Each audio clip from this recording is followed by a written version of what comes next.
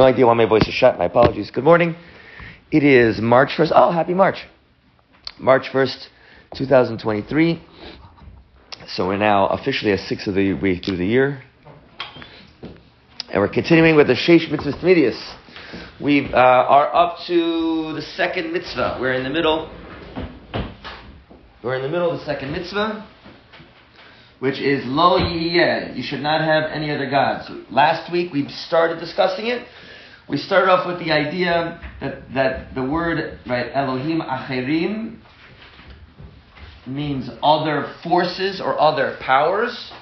There's no such thing as another God. There's only one God, right? But the Beis Yosef explains that the word, the Aleph Lamed, which when we're talking about Hashem, we say Kel, Elohim, Elokai, etc. When we're talking about not Hashem, we say Elohim Acherim, other forces, other powers. Now, are there any other forces and powers in the universe? Obviously. You can see them. You interact with them.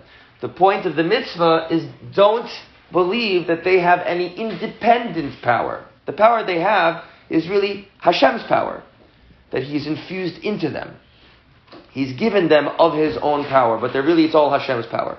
And if you may recall, what is the purpose of power? Who remembers? To change the world. And what do you call it when you're changing the world the way that you want it to be? Success. I am successful. What does that mean? It means I have, whether it's, pick any field. I'm successful in, I go to the gym and I'm successful. What does that mean? It means I'm stronger, I'm healthier. My body was one way, now it's another. I'm successful in studying. What does that mean? I didn't have information in my brain, and now I have that information in my brain. I'm successful at business. What does that mean? I didn't have money, now I do have money. The world has changed from the way that it was to the way that I want it to be. That is what power does. Power changes things from what they are, even in pure physics. That's what power means. Power is the ability to do work. That's the definition of power in physics. What does work mean? Work means to change something over time. So whether it's in physics, whether it's psychology, whether it's biology, or whether it's spirituality, power always means the same thing. The ability to take the world from the way it is and to make it some other way. When we're doing it the way we want, we use the word, I'm being successful. So ultimately, the mitzvah, Lo Yeh Elohim Achrim Al Panai, don't have any other forces, any other powers before me, is don't think that anything else brings you success other than Hashem. Only Hashem brings success.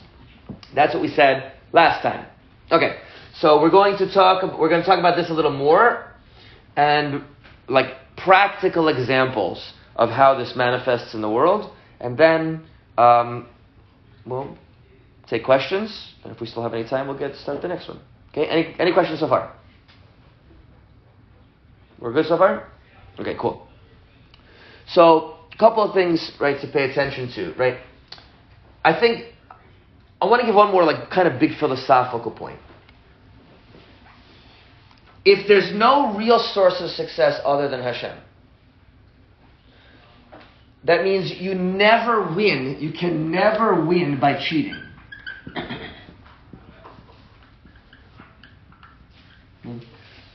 The idea that, I'm just going to finagle a little here, and I'll take a little, nobody really pays attention. It's okay, does Hashem really care? Anyway, all of the little tiny bits. We make an example that I always laugh about with my rage students. I say, come on, every single one of you knows, not that you do this, of course, chas v'shalom, right? But everyone knows someone who takes their 5-minute break at work and it becomes a half-an-hour break. And everyone knows someone that accidentally took home office supplies, right? And got on a phone call and, a private call while they're at work, and they get a private call that has nothing to do with their job while they're not on a break, right? We have... What's so funny? Everyone was supposed to do it and they ditched. Oh, sorry. I have it in my mouth. Yeah, here, no problem. Are we discussing cookies right now? I don't understand. Everyone was supposed to come in with a hair covering? Mm-hmm. Oh. I was wondering if you suddenly got married without my noticing. Okay. I was like, should I say Mazel Tov or not? I feel a little awkward. I don't know. Okay.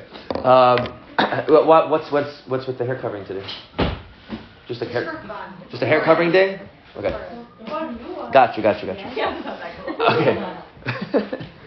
I already have a hair covering. All right.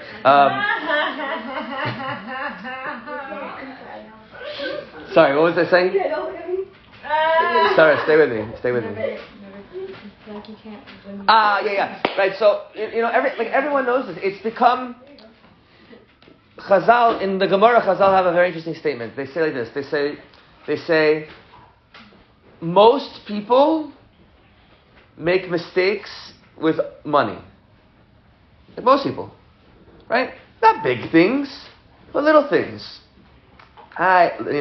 Reimbursement request. How much did I really do? Whatever it is. We all do these kind of things. So if you really have internalized, remember, it's a constant mitzvah. If you've internalized this idea that I'm never going to win by cheating. Hashem sees everything. Hashem is right here with me, right? Right, as it says in Marvelous Midos Machine, Midvar Shakar Tirchak, right? It said, Hashem knows just what happened. There's no reason to deny. Right? He's right there, right? He's right there with us. So if you really internalize this is the idea of Yiras Hashem, right? Well, we're going to talk about that even more when we get to the specific mitzvah of Yiras Hashem. But the root of Yiras Hashem is here. It's all coming from Shemayim. All success comes from Hashem. I will never get ahead even one little bit by taking any sort of advantage that's outside of what Hashem wants me to do. Okay, that's kind of the biggest philosophical takeaway. And so you can tell the way that people live their lives, right? How have they yet fully internalized this concept that there's nothing else will bring you success other than Hashem? Or are they still kind of like hemming and hawing and here and there? I'm sure you've all experienced it, or you've heard from people. Sadly, people in the frum world, they're not exempt from this problem. I mean, obviously, the mitzvahs for frum people. You think they're non-frum have any idea about mitzvahs? Right? We're the ones that can make this mistake. They don't know. We're the ones that can... I'll just take a cherry off the pie. Nobody will notice, or find your equivalent in your life in a million different areas. All right. Okay. Now, let's get to some practicals. All right. One of the biggest ways that we see the idea is actually something that we've discussed before, and I want to remind us. We had a class about Purim, right? We did it at night. Okay. So, for those who didn't hear the class, one of the biggest concepts you have to understand of Purim, right? Who is our enemy on Purim? Who? Achashverosh, kind of, sort of, right? But he's not the main enemy. Haman. Who's Haman from? Amalek, no? Right? Exactly right. Haman is Agagi, right? Agagi, who is Agag? Agag was the Melech Amalek that Shaul HaMelech was supposed to kill. And so not only was Haman Amalek, he's actually the royal family. He was a prince of Amalek. He was a direct descendant of the king of Amalek. Right? And the whole Purim story really comes down to the battle between the philosophy of Haman and Amalek versus the Jewish people. And ultimately, the philosophy of Amalek, I'm going to share my phrase that I use. I'm really proud of this one. I invented it myself. Oh, right?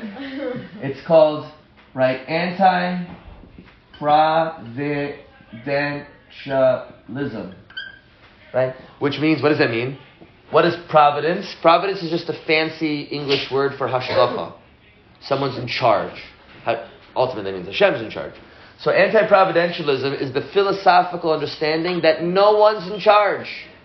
Right? Now, there are many flavors of this. And this is basically exactly this. Right? One of them. There's a few flavors of it. Right? One of the ways that you say...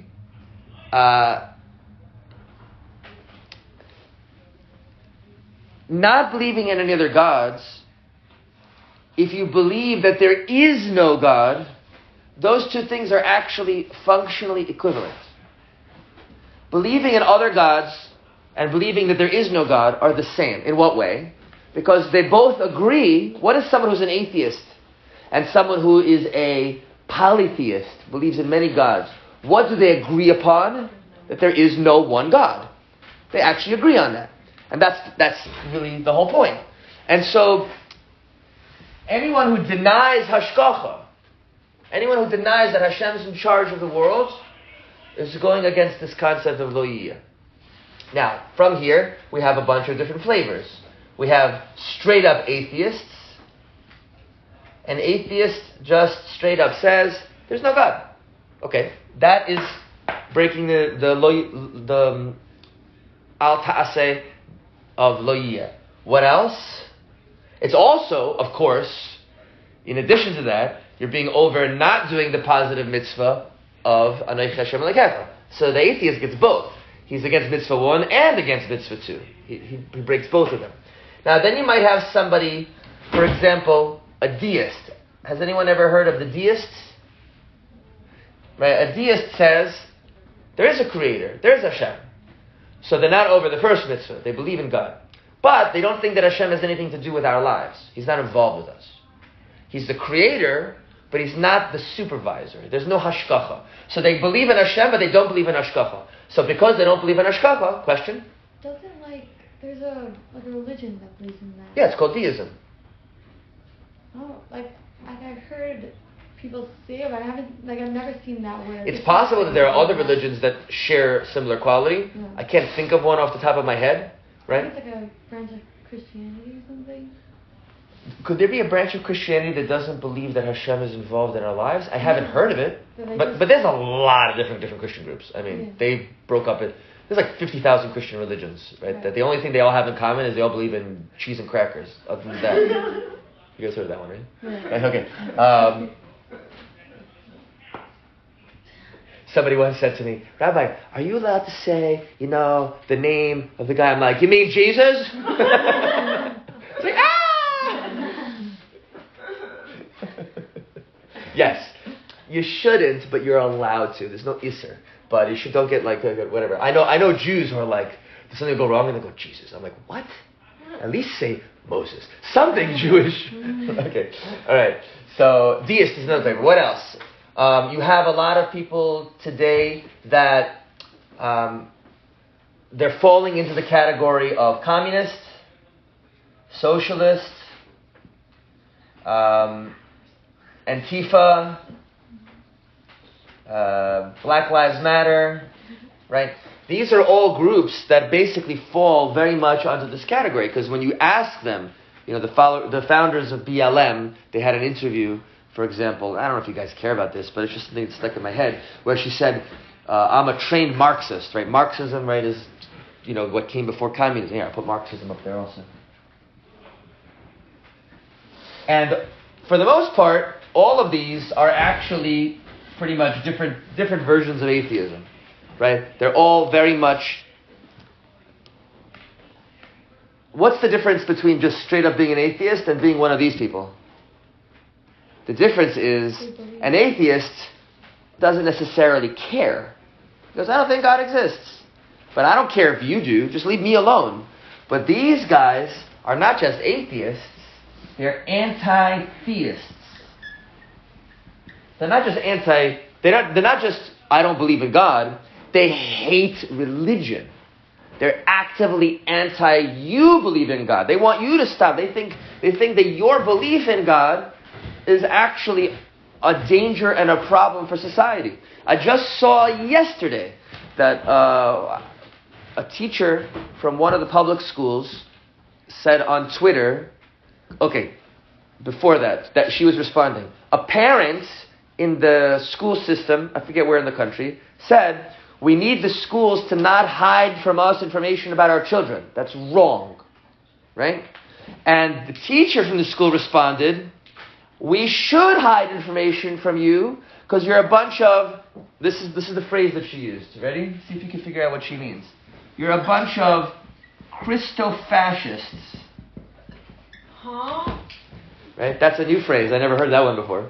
What do you think she meant by Christo-fascist? What's a crystal? Huh? It means someone who's Christian, or in other words, religious, and because of their religion, they're fascist, which means they're totalitarian, and they're going to destroy their children. You're you're a religious Nazi. That's another way of saying it. And because you're religious, and you're a Nazi because you're religious, you're a bad person because of your crazy religious beliefs, and you're twisting your children, and so we're going to go out of our way to hide what we're teaching to your kids from you, because you're going to try to twist them in an evil religious way.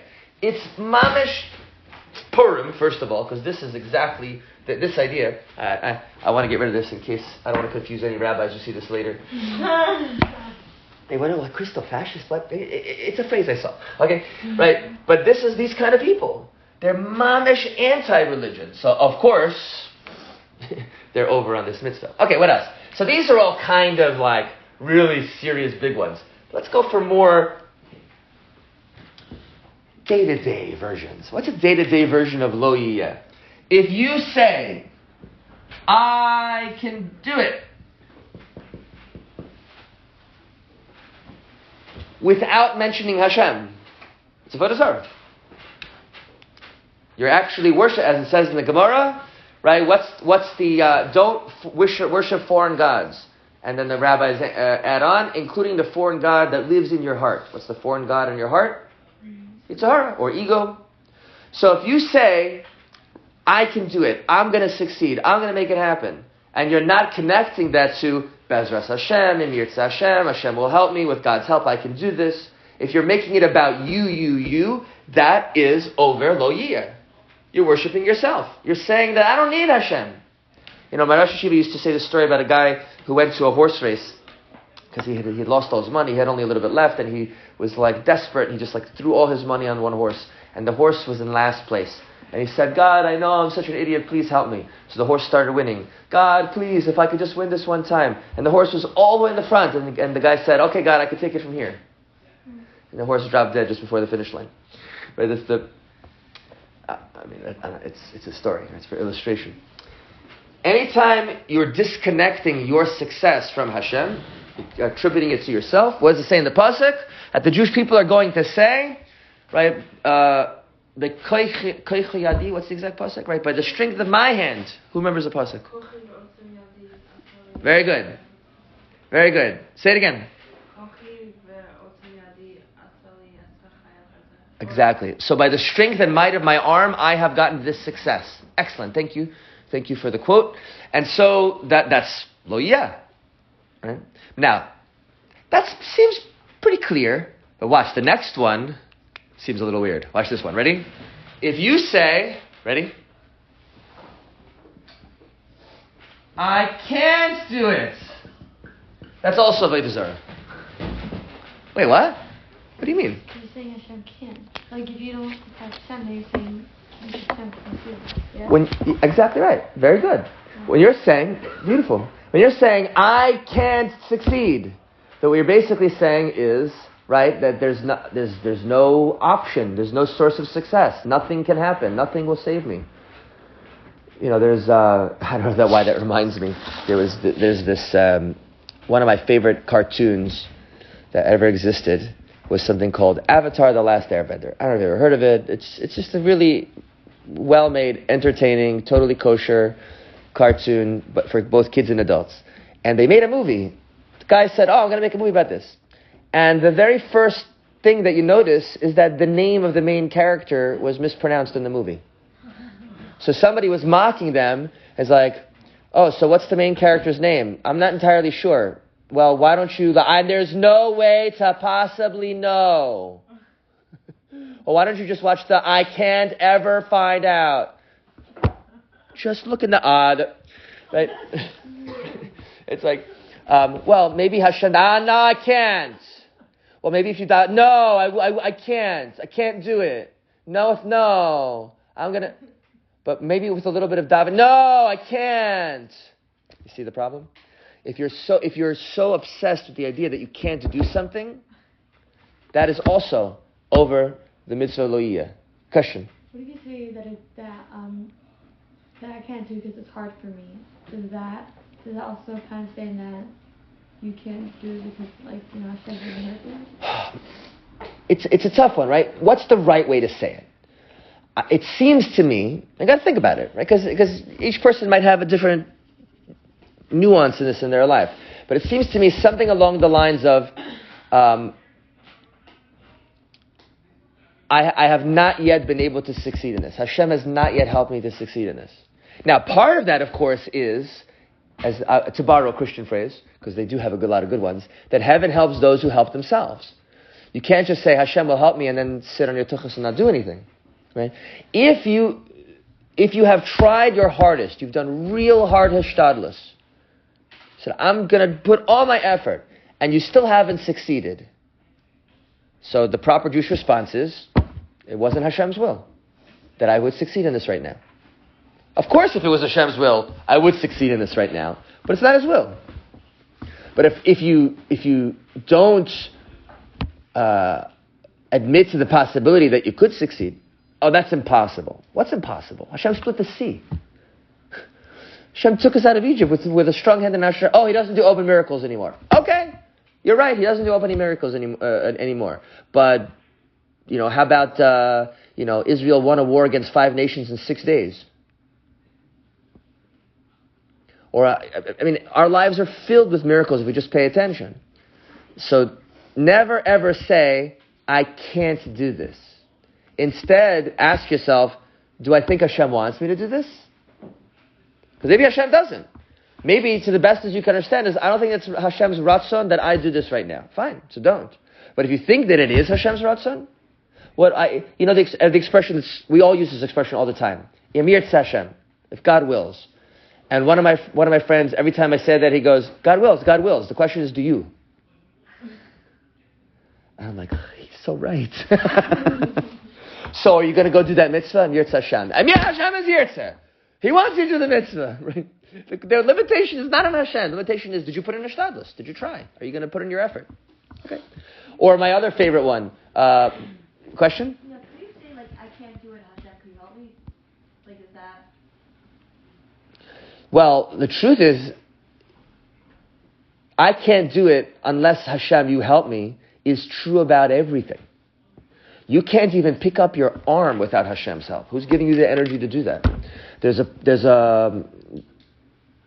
another Gemara that says, Rosh Hashiva used to quote this one all the time. He said, every day, there's a Gemara that says this, Kol Yom, every day, the Rasha comes to kill the tzaddik. And if Hashem doesn't help him, he'll not survive. So the Chazal explain, who's the Rasha? The Yetzer Hara. Who's the tzaddik?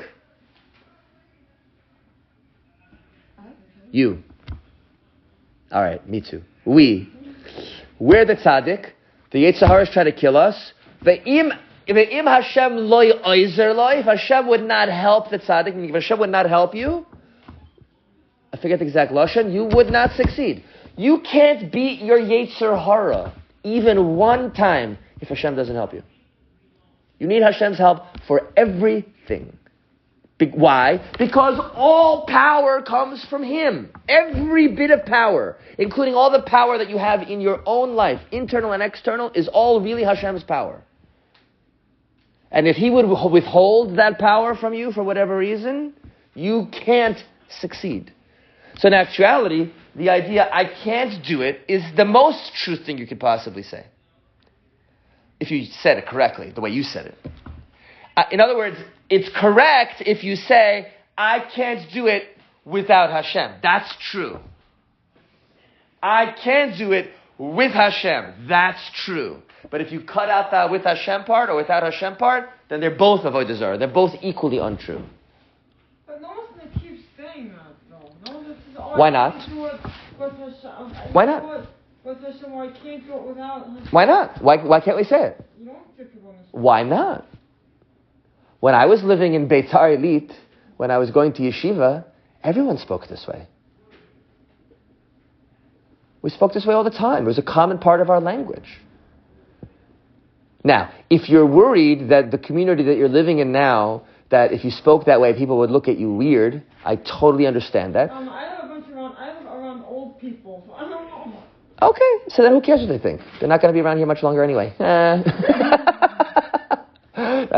I'm just joking. God, take it easy. You have to, who cares? And first of all, David HaMelech says, and I get it if not all of us are necessarily on the level of David HaMelech, but David HaMelech says, Hashem, I spoke of your words in front of the other kings and I wasn't embarrassed. Imagine all the kings throwing their, giant king parties, and David HaMelech's up there talking about, what Rashi said in the Parsha? And the kings are like, man, this guy's weird. And David said, I don't care. Just Torah, right? He's there, right? So we can try to learn a little bit from David HaMelech. It's like, to use words like Baruch Hashem, Mirtz Hashem, Bezos Hashem, right? As part of our language, and mean it, right? We have to, of course, it shouldn't just be language. But if we use the language and we think about it and try to really make it part of our life, then we internalize it. We make it more and more real to ourselves. It becomes a real constant mitzvah when we use the language and we mean it. Okay. There's something else I wanted to say and I forgot because I was answering your question, which is fine, not your fault. I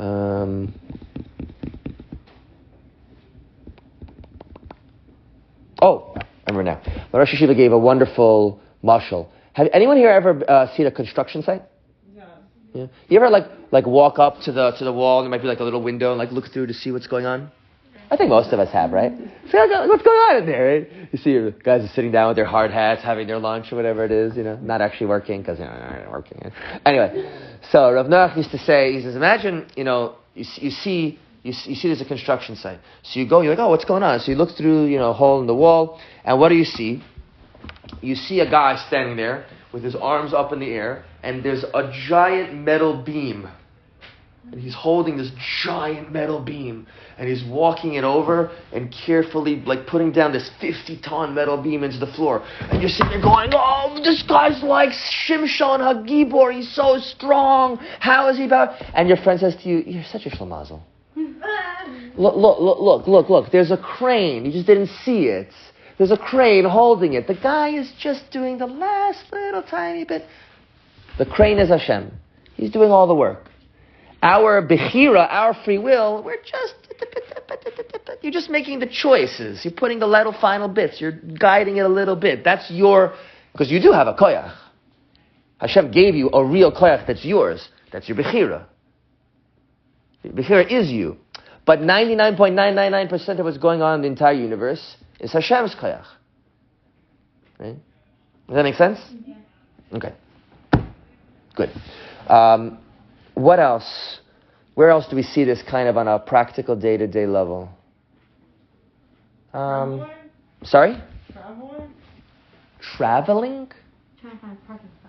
Trying to find a parking spot. That's a good one. I found this many times in my life that I'll be on my way somewhere. I was like, oh Hashem, please. I can't deal with not finding parking. I had this discussion with my wife many times. She's like, oh, I don't want to go alone. Can you come with me? Why? Because what if I don't find parking? I'm like, okay. So we get in the car, Hashem, please help us find parking. Mamish parking right in front of the store. And then she's like, oh, I'm so sorry for making car for me. And I'm like, But she's like, but if you weren't here, the parking wouldn't be here. I was like, okay, maybe Hashem likes me more. I don't know what to tell you. Maybe it's because I actually think that he'll give me the parking space. No, I don't know. Okay, good. Let me focus on this for a few minutes. I'm reminding myself. Rav Noach used to talk about all the time, how do you get your tefillahs answered? It's a good question. What? Actually believing in them? Yeah. Well, of course you get your tefillahs answered. Every single tefillah you ever made in your life has always been answered. Sometimes the answer is yes. Sometimes the answer is no. Sometimes the answer is not yet. Right? Sometimes the answer is... How do you know to answer it? Sometimes you don't know immediately. Right? Sometimes you don't know immediately. Sometimes you do. And sometimes you know, you probably shouldn't have asked for that thing anyway. And Hashem is just doing you a favor and saying, David, should you really have asked for that? No. I know, Hashem, you love me so much, you're not giving me the stupid thing I asked for, It's like if my 4-year-old comes up to me and says, Daddy, can I have a rocket launcher? No. Oh, I want a rocket launcher. If I give you the rocket launcher, you're just going to blow yourself up. No, I won't. Yes, you will. No, I won't. Yes, you will. It's like, and what does a bad dad do? He's like, fine, here's a rocket launcher. See how it happens. No. Now, sometimes Hashem does do that for us. Because he's like, if he keeps saying no to everything we ever ask for, that also could diminish our free will. If everything you ever do never leads to success, ever, under any circumstance, something weird is going on here, right? And so sometimes he says, fine, Hashem leads people the way they want to go. If you really want to destroy yourself, I feel terrible. I love you so much and you're destroying yourself, but I need to let you do that. Otherwise, you're never going to learn not to do that. But, sorry, that was a bit of a side point. So, generally speaking, how do you get your tefillahs answered? So Rav Noach used to say it like this. He said, Hashem answers those, what do we say? I think it's in Aleinu or Ashrei. Ashrei? It's an Ashrei. We say, Hashem answers those that reach out to Him be'emet. What does that mean, be'emet? Truthfully? Yeah, but what do we really mean by that? Remember, we've talked about this. Real. What does it mean to be real? It means to be authentic. So what is it? So to actually, number one, what's the first principle of getting your prayers answered? To actually believe that Hashem could answer prayers. If you don't really believe that Hashem will answer prayers, then why would Hashem answer your prayer? I don't know. Good answer. It was more of a rhetorical question, but it's still a good answer, right? So Hashem really. Oh, now why would He answer your prayers? Because you want him to? No, why would He want to answer your prayers? Because he's nice enough?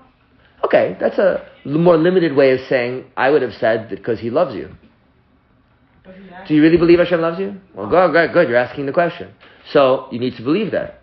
You need to clarify that Hashem really loves you. Number two, does Hashem have the power to answer your? If Hashem really loved me, He wouldn't make me being paid for 8.5 months. So my 4-year-old, Daddy, if you really loved me, you'd give me my rocket launcher. The fact that you didn't give me my rocket launcher is proof to me at 4 years old you don't really love me, says the adult about the infinite creator. Right? You believe Hashem loves you? Got to clarify that. Do you believe Hashem has the power to answer your prayers? No. You got to clarify that. Okay, got to clarify that. Right? So that if He loves you, and He has the power, so when you daven for something, what should you expect? Oh, you added something.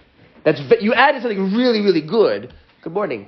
But let's take that away for a moment. I want to come back to that. I love what you added, but I'm not there yet. Right? What you said was, you expect that if it's good for you, He'll give it to you. True. But let's simplify for now. Let's take out the part if it's good for you. If Hashem loves you, if you really know that, and if He has the power to answer you, and you really know that, that means when you ask for something, your automatic expectation should be that He will give it to you. That should be your expectation. If you don't really expect it, it's like I buy a lotto ticket, and I dive into Hashem, please let me win the lotto. But do I really believe He's going to give it to me?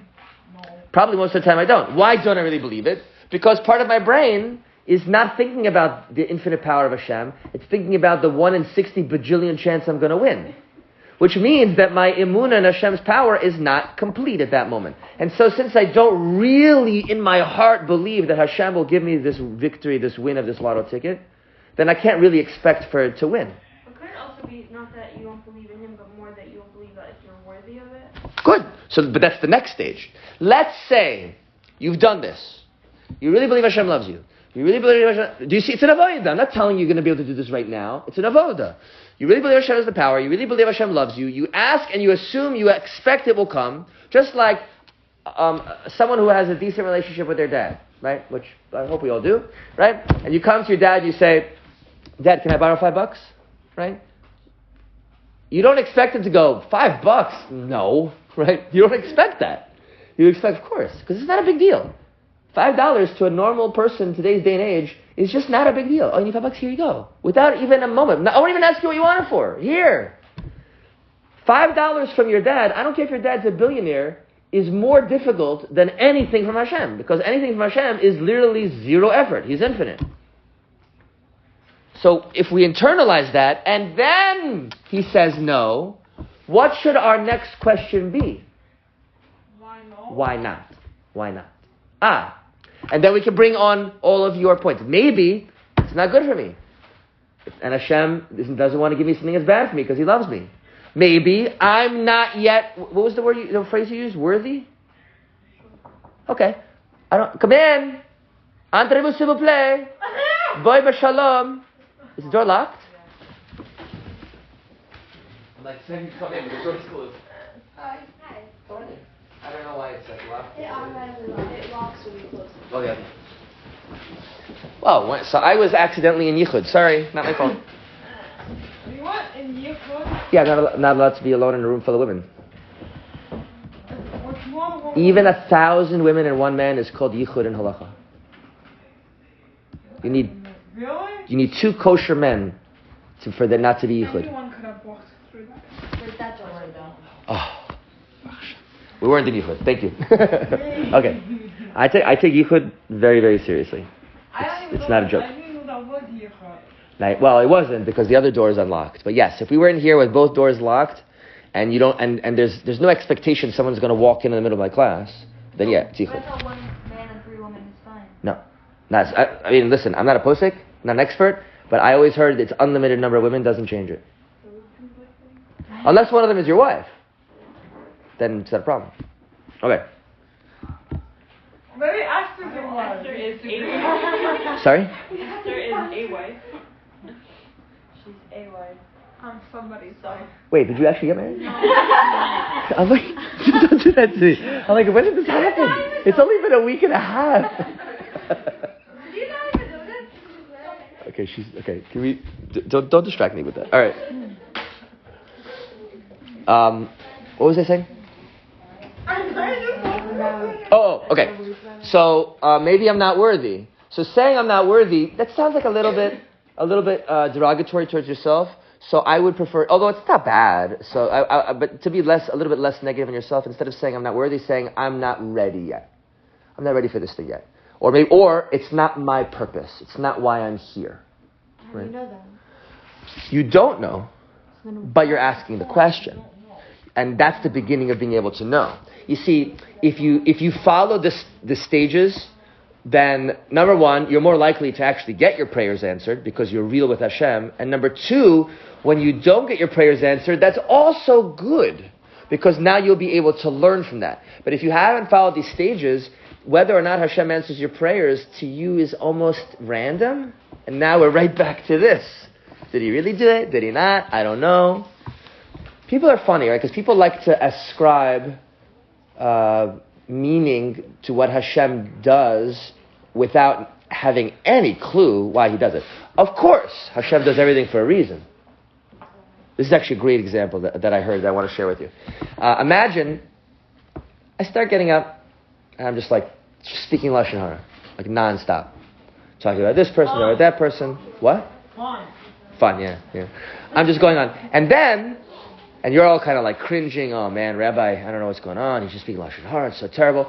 And then as I turn to walk out, one of the, maybe a drawer or cabinet was open, and I smack my face against the cabinet, and my lip is split, and I'm bleeding. Now, what is a perfectly normal thing that people might say is they'll go, aha, you see? That's what you get. You spoke Lashon Hara, and Hashem split your lip.